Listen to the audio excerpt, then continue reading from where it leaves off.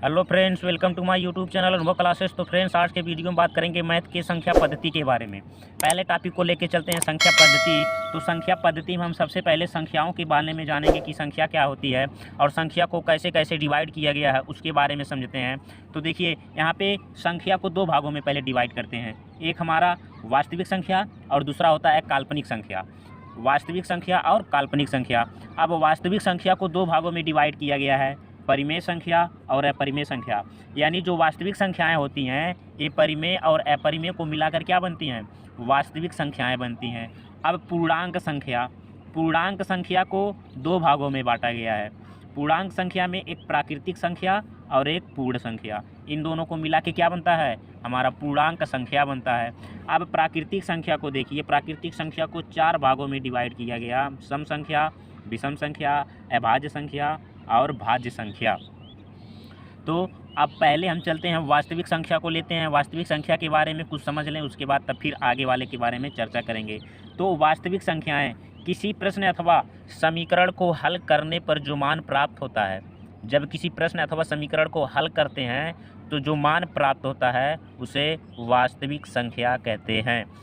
वास्तविक संख्याएं जो होती हैं परिमेय और अपरिमेय दोनों हो सकती हैं। वास्तविक संख्याएं परिमेय और अपरिमेय दोनों हो सकती हैं। तो अब वास्तविक संख्याएं देखिए कौन कौन सी हो सकती हैं।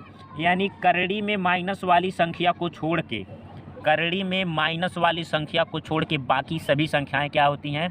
वास्तविक संख्या होती हैं। और करड़ी में अगर माइनस वाली संख्या आ जाए तो करड़ी में माइनस वाली संख्या को हम कभी व्यक्त नहीं कर सकते, उसे सही ढंग से परिभाषित नहीं कर सकते हैं, इसलिए उसे काल्पनिक संख्या कहते हैं। जो करड़ी में माइनस वाली संख्या होती है उसे काल्पनिक संख्या। अभी इसके बारे में हम आगे चर्चा करेंगे। देखिए यहाँ पे आ गया काल्पनिक संख्याएं।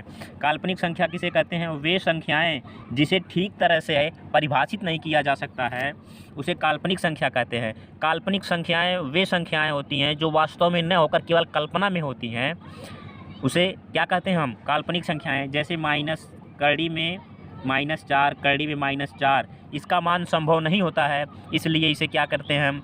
काल्पनिक संख्या कहते हैं।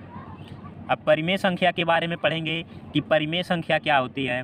तो परिमेय संख्या वे संख्याएं जिसे P/Q के रूप में, जिसे P/Q के रूप में या भिन्न के रूप में, यहाँ पे लिख सकते हैं आप, जिसे भिन्न के रूप में व्यक्त किया जा सकता है, भिन्न के रूप में लिखा जा सकता है, उसे हम परिमेय संख्या कहते हैं। समझिएगा, वे संख्याएं जिसे हम भिन्न के रूप में लिख सकते हैं, P/Q के रूप में लिख सकते हैं, उसे परिमेय संख्या कहते हैं। लेकिन Q का मान 0 नहीं होना चाहिए। समझिए, 5/3 देखिए भिन्न के रूप में है, ये परिमेय संख्या हो जाएगा। करड़ी में 9, करड़ी में 9 को जब बाहर करेंगे तो 3 का वर्ग होता है करड़ी में 9, 3 बाहर आ जाएगा तो 3 के नीचे 1 लिख के हम क्या कर सकते हैं? इसे भिन्न के रूप में लिख सकते हैं। इसी 2 और यहाँ पे 2 बाहर हो जाएगा, इसलिए यहाँ पे क्या हो जाएगा? 2/1 लिख सकते हैं आप। -7 है तो 7/1 कर सकते हैं, -7/1 कर सकते हैं। यानी जिसे भिन्न के रूप में लिख सकते हैं वे सभी संख्याएं परिमेय संख्याएं होती हैं। यहाँ पे देखिए नोट के रूप में कुछ लिखा गया है: दो परिमेय संख्याओं के बीच में अनंत परिमेय संख्याएं होती हैं। दो परिमेय संख्याओं के बीच में अनंत परिमेय संख्याएं होती हैं, इसको याद किए रहिएगा, इंपॉर्टेंट है। उसके बाद चलते हैं अपरिमेय संख्या क्या होती है। जिसे P/Q के रूप में, जिसे P/Q के रूप में व्यक्त नहीं किया जा सकता उसे अपरिमेय संख्या कहते हैं। यानी जिसे P/Q यानी भिन्न के रूप में जिसे नहीं लिखा जा सकता है उसे परिमेय संख्या कहते हैं। जैसे करड़ी में 3, करड़ी में 3 ये ऐसे ही रहेगा, बाहर नहीं आएगा, इसलिए ये क्या हो जाएगा? हमारा अपरिमेय संख्या। करड़ी में 5, 1/करड़ी में 7। देखिए यहाँ पे पाई अपरिमेय संख्या होती है, पाई अपरिमेय संख्या होती है, लेकिन पाई का मान 22/7 क्या होता है? परिमेय संख्या होता है।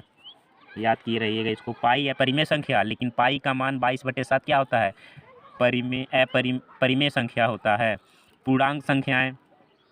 अब पढ़ेंगे पूर्णांक संख्याएं। पूर्णांक संख्याएं क्या होती है? जब प्राकृतिक संख्या को ऋणात्मक अथवा धनात्मक रूप में व्यक्त करके शून्य को भी शामिल कर लिया जाता है। जब प्राकृतिक संख्या में, यानी जब संख्या रेखा पर ऋणात्मक वाली संख्याएं, धनात्मक वाली संख्याएं और शून्य को भी सम्मिलित कर लिया जाता है तो उसे पूर्णांक संख्या कहते हैं। देखिए यहाँ पे लिखा हुआ है, शून्य के साथ में माइनस वाली संख्या और शून्य के साथ में प्लस वाली संख्या, इन सभी को ऐड कर लेंगे तो इसे पूर्णांक संख्याएं कहेंगे। नोट में सबसे छोटी पूर्णांक, सबसे छोटी पूर्णांक संख्या, सबसे छोटी पूर्णांक संख्या माइनस अनंत होता है, माइनस इनफाइनाइट होता है। अब अगली संख्या के बारे में ध्यान करेंगे कि प्राकृतिक संख्याएं क्या होती हैं। तो प्राकृतिक संख्याएं वे संख्याएं होती हैं जो वस्तुओं को गिनने में यानी गणना करने के रूप में प्रयुक्त किया जाता है, उसे प्राकृतिक संख्याएं कहते हैं। जैसे 1 2 3 4 5 यानी किसी भी वस्तु को जब हम गिनेंगे तो 1 से ही शुरू करेंगे और इसी संख्या को क्या कहते हैं हम, प्राकृतिक संख्या कहते हैं। अगली वाली संख्या को पढ़ेंगे कि अब अगली वाली संख्या हमारा है पूर्ण संख्याएं। तो पूर्ण संख्याओं के बारे में समझ लेते हैं। जब प्राकृतिक संख्या में यानी जब 1 2 3 4 प्राकृतिक संख्या में शून्य को भी शामिल कर लिया जाए, यानी जब प्राकृतिक संख्या में शून्य को भी शामिल कर लिया जाता है तो उसे पूर्ण संख्याएं कहते हैं। क्या समझें? देखिए ये सब भी प्राकृतिक संख्या हैं। क्या है? प्राकृतिक संख्या है। इसी प्राकृतिक संख्या में जब शून्य को भी शामिल कर लेंगे तो इसे क्या कहेंगे हम, पूर्ण संख्याएं कहेंगे। अब देखिए सबसे छोटी पूर्ण संख्या क्या होती है, हमारा शून्य होता है। सबसे छोटी पूर्ण संख्या शून्य होता है। अगला संख्या सम संख्या, ये सभी तो आप लोगों को पता होगा ही, लेकिन एक बार इसको समझ लेते हैं। सम संख्या क्या होती हैं? वे सभी संख्याएं जो 2 से विभक्त होती हैं या 2 से कट जाती हैं उसे सम संख्याएं कहते हैं। जैसे 2 4 6 8 10 12, ये सभी क्या हैं, सम संख्याएं हैं।